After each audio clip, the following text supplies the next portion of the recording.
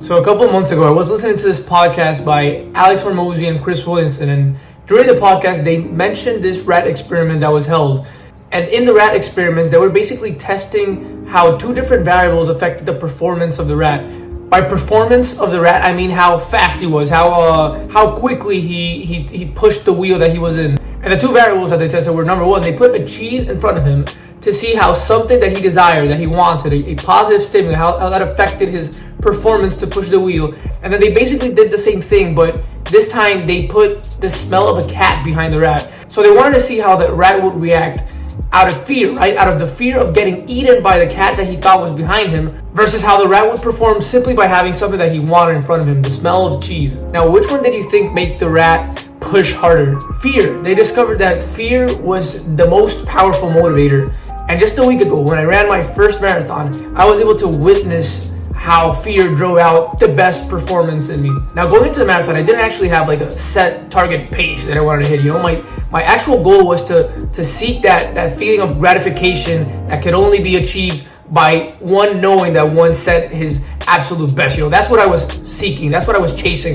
Honestly, I didn't even track my race. I didn't want to be all, fixated, all mechanical and shit, glancing at my Apple Watch every couple seconds. I just when you're half-assing things, so I just wanted to measure myself by my actual effort. And right around 9:19 is when things started to actually get interesting. All of a sudden my legs shut down completely. They became stiff, like 2 blocks, and they were literally unmovable. It required so much effort just to keep on striding, on walking, right? And so naturally my pace decreased, but it didn't matter to me, right? Because all I wanted, again, was to make sure that I was doing my full effort. So I kind of just accepted that this was my absolute best, because, my legs were barely even movable. And just the fact that I was at mile 20, something I'd never done before, it already felt like I was setting forth my 110%. Then all of a sudden, mile 20, I'm barely even moving in place, but, just struggling, and I can't even describe the pain that I was suffering.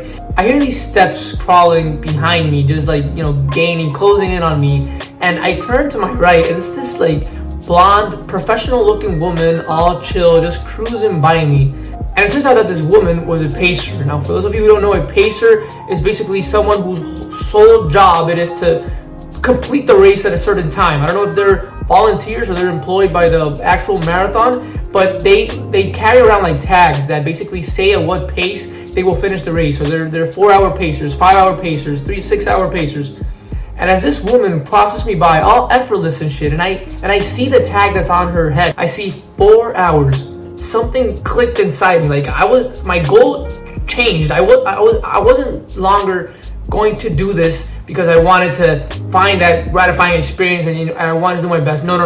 I don't know where it came from, but something just felt wrong. I was like, am I really going to allow myself to do a marathon over 4 hours? I don't know. I just felt pathetic. So now I wasn't doing it for the feeling of accomplishment. Now I was doing it out of fear of not doing it under 4 hours. There was no way in hell that this woman would beat me. So basically, going back to the rat experiment analogy, I wasn't running for the cheese, right? I don't care about that anymore. I was doing it out of fear of not getting eaten by the cat. And honestly, that's when the race started for me. I went to war with this pacer.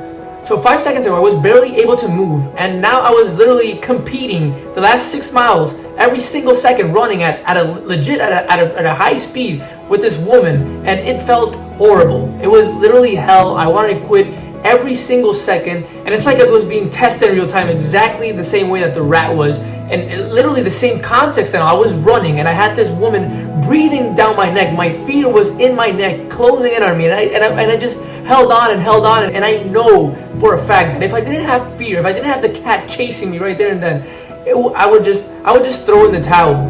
Here's where I learned that fear can be the most powerful motivator. In my case, it's what was making what was happening a reality. I learned that there's no there's no desire that can be as strong as the desire to not get eaten by the cat. I tried telling myself all kinds of different reasons of why I was doing this. I told myself I'm doing this because I'm strong. I'm doing this for the story that I'm going to tell my kids. None of that was what allowed me to endure those last 5 miles of hell. What kept me pushing and enduring hell was the thought of her finishing that crossing line in front of me. And I love that they were able to visually capture all my suffering. Although I apologize for the watermark. It's like $50, so don't blame it. Anyways, the war ended, and I'm happy to say that I was able to accomplish my goal, and I finished the race in 3 hours and 56 minutes or something. It was so funny when the race ended. I literally went up to her and I told her I've never hated someone as much as I hate you right now. I literally wanted to kill her during the race. I even shouted like during the race, like, slow down, fuck! Nah, but it's all good. I obviously thanked her after the fact, because fear, or she in this instance, taught me that fear was what, drove my optimal performance. Remember that my goal, what I truly wanted, was to have that feeling of accomplishment, which would only be acquired by me giving my A effort. Well, she was what made it happen. Fear was what made it happen. That pacer taught me an invaluable lesson in the fact that fear can be a very strong tool that we can use to motivate ourselves whenever other things are not working. There are times where you don't know what you want, right? It's not very clear. At least for me, it's not. And so it's way easier for me to identify the things that I don't want. And so I can use this same fear motivator tool thing that I learned to apply this for different things. So for example, with my money goals, with finances, I don't know particularly if I want, this lavish lifestyles with 3 cars and 2 houses. But what I do know for sure is that in 10 years, I don't want to tell my kid that he can't buy that toy. I don't want to not be able to provide the best education possible. So whenever the cheese is not working, whenever the thought of houses and lavish lifestyles is not motivating me to work, I simply change it. I turn towards the cat and I leverage the fear that there lies in those scenarios where I definitely do not want to be in. I actually haven't tried this with the gym before, so I don't know how well it would work, but if I ever feel lazy or something, I'll just try to concentrate on the things that I don't want, on, visualizing myself as fat and all sloppy looking. I'll use that and I'll run away from it. Similar to how the idea of me not completing a marathon under 4 hours is precisely what motivated me to perform my absolute best. Alright guys, and that is all that I have for today. Thanks a lot for hearing my story. I hope that it served of some use, if not from a learning standpoint, then at least from a entertainment standpoint. Thank you guys. I love you, and I'll see you in the next one. Peace!